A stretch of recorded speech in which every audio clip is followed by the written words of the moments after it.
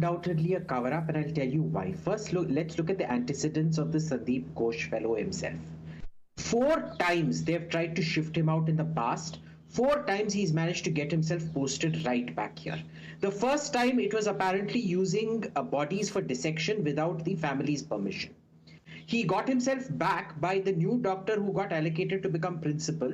He got his office locked from the outside. He literally locked his replacement in from the outside. And within 24 hours, he was reappointed as the head. Okay. Like this, there have been 2-3 more incidents where he has instigated the students of that same thing to come and protest anybody who replaces him. So this is a clear case that this Dr. Sandeep Ghosh, he has something to do with this hospital where he wants to keep coming back, number one. But number two, he clearly has somebody in the system who is helping him come back over, and not once or twice, but 4 times. And even after this episode, the reaction of the government isn't to sack him. It is to make him the principal of some other medical college somewhere else. As are the students of that medical college the children of some lesser god? This is Sandeep Ghosh, number one.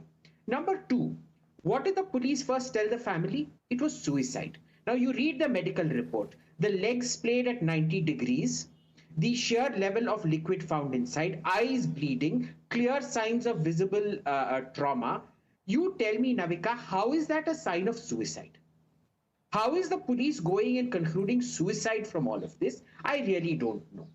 Third is the case of the demolition happening. You tell me, one, I mean, you don't have to watch American forensic programs or even Indian forensic fantasy programs on TV to conclude that anywhere near a crime scene like this clearly cannot be touched or damaged the way we're seeing visuals of. So what is happening here? You are seeing a consistent pattern of support for the principal and of lying by the police and attempting to cover up by the police. Now, let's assume that the West Bengal government is not complicit in this and there are independent folks doing it. What has the action been taken against the police who first said it was suicide? How are they in a position to conclude it was suicide? Has any investigation been launched against them? Then you look at the antecedents of the West Bengal government itself. Shah Jahan Sheikh was on the run for how long, Navika? Months? More than a month, right? And then it took an order from a central court to come, and then suddenly, mysteriously, the Bengal police capture him on the very day the order comes and produce him, and they want to keep custody for himself. I am sorry, but the only tenable conclusion in all of this is significant state collusion with the accused systematically. Sir, you politicize everything. You literally, there is not, you were on several panels sitting and politicizing Vinesh Fogart.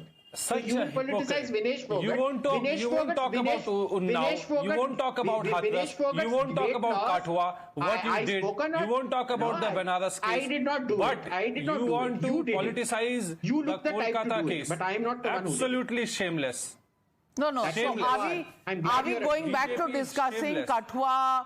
Are we going back to discussing Hathras and Unnao, and are we not going to talk about Kolkata? Is that the point? Yes, that you're why making? not? You can talk about Sandesh Khali. Then might as well talk about Kathua, Hathras, Unnao. Yes. I'm sorry, but you were on those debates. You were on those debates that were held right here on the Newshour. You were present. Those issues have been debated, and I'm not holding a brief for any political party that has power in the state where these incidents take place. But is it okay to equate Kolkata with Unnao and find justification in it? I want to get in Khushbu Sundar.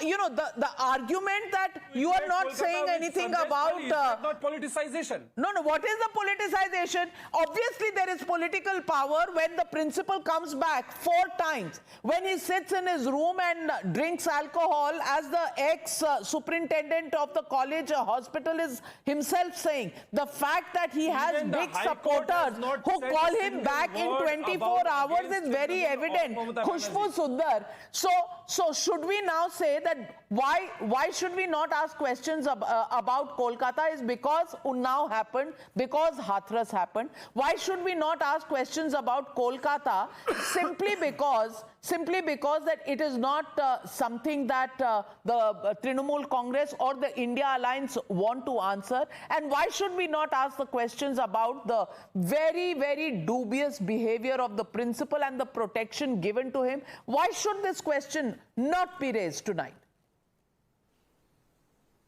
I saw in my life. Every question has to be raised, Navika.